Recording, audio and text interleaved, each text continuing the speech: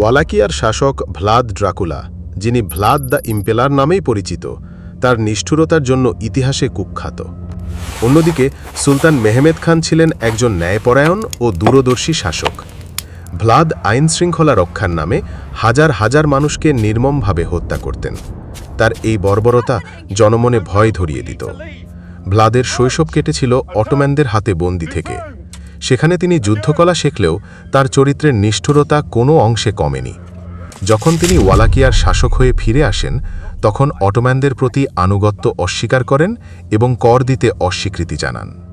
সুলতান Mehmed খান যখন এই অবাধ্যতার খবর পান, তখন তিনি শান্তি ও শৃঙ্খলা ফিরিয়ে আনতে বিশাল বাহিনী নিয়ে ওয়ালাকিয়ার দিকে অগ্রসর হন। মেহমেদ চাননি রক্তপাত হোক, কিন্তু ভ্লাদ তার পথ কঠিন করে তোলেন। ভ্লাদ যুদ্ধের কৌশলের নামে তুর্কি সৈন্যদের খুঁটিতে বসানো লাশ রাজধানীর চারপাশে সাজিয়ে এক বিভীষিকাময় পরিস্থিতি তৈরি করেন, যা দেখে স্বয়ং সুলতানও মর্মাহত হন। মেহমেদের লক্ষ্য ছিল শান্তি প্রতিষ্ঠা করা, কিন্তু ভ্লাদের চরম নিষ্ঠুরতা তাকে হতাশ করে।